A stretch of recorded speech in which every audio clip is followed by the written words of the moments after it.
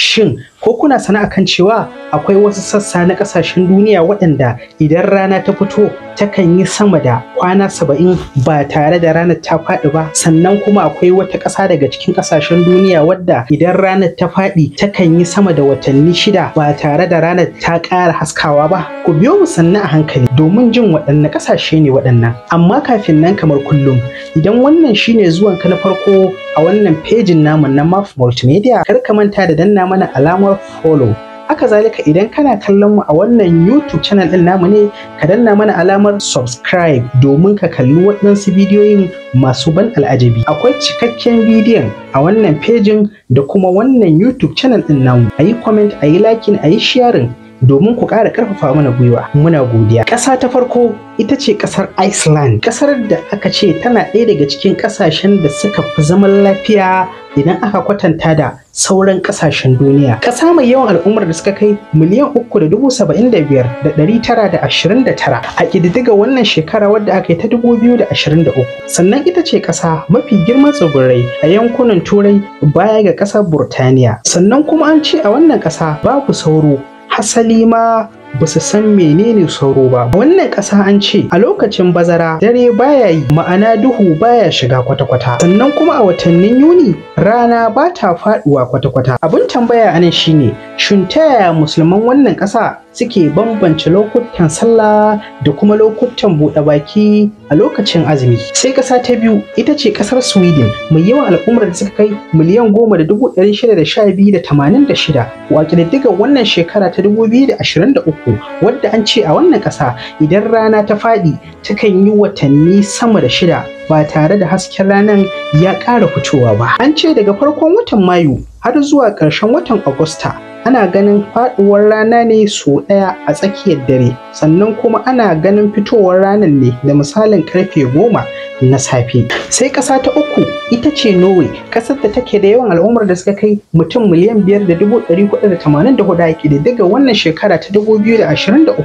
Wannan ƙasa ta Norway tana cikin Arctic Circle. Waɗansu ƙasashe ne da ke can ƙuryar duniya, waɗanda suka haɗa da Sweden, Russia, Norway. Sannan ana yi ma wannan ƙasa laƙabi da Land of Midnight. Sannan daga watan Mayu zuwa ƙarshen watan Yuli rana ba ta faɗuwa, sabida rana takan yi kwanaki 80 ba tare da ta faɗi ba. A wani yanki na Sulbert a ƙasar Norway, rana tana haskawa ne daga 10 na Afrilu zuwa 23 na watan August. Wannan ne babban dalilin da ya sanya aka ce mafi akasarin 'yan yawon buɗe ido ba su cika ganin dare ba sai rana. Sai ƙasa ta hudu ita ce ƙasar Canada, a wani yanki na Nunavut mai yawan al'ummar da suka kai mutum 36,858. Jihar Nunavut tana kusa da Arctic Circle a wani yanki na arewa maso yammacin Canada. Wannan yanki yakan shafa kusan wata guda a cikin duhu ba tare da hasken rana ya fito ba, musamman ma a lokacin hunturu. Sannan idan rana ta fito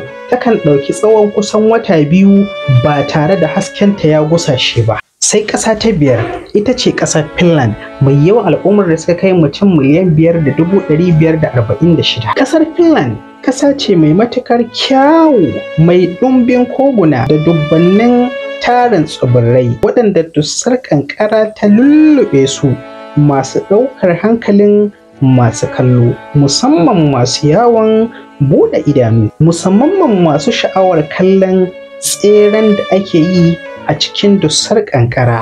A ƙasar Finland rana takan kai kimanin kwanaki 73 ba tare da ta fito ba, amma idan lokacin hunturu ma ya fara ba ma sa ganin ranar kwata-kwata. A ƙasar Finland a lokacin bazara rana idan ta fito takan kwashe kwanaki 73 ba tare da ta faɗi ba, amma idan lokacin hunturu ya taho ranar takan gushe ba ma ta fitowa kwata-kwata.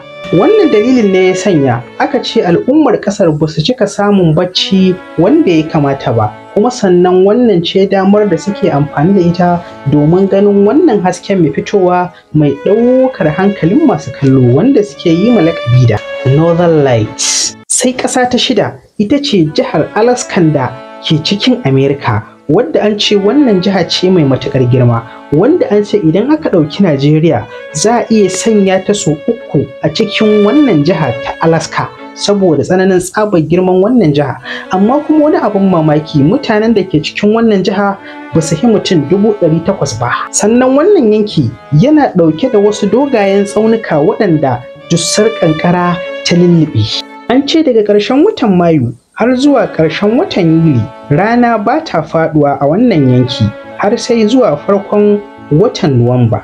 Sukan kira wannan yanayi da suka shiga da polar night. An ce kuma yanayin yana kasancewa cikin duhu a lokacin hunturu. Wannan kenan, muna godiya da yadda kuke bamu lokacin ku kuma kuke kasancewa tare da mu. Sannan kuma bayan haka ga wata muhimmiyar sanarwa ta musamman. Wannan shirin da kuka gani katafaren kamfanin nan na IBB Business Center da ke Funtuwan jihar Katsina shine ya ɗauki nauyin kawo shi. Kamfanin nan da ya shahara wurin yin kasuwancin nau'ikan kayan mashina da kayayyakin motoci da injina da kuma oil.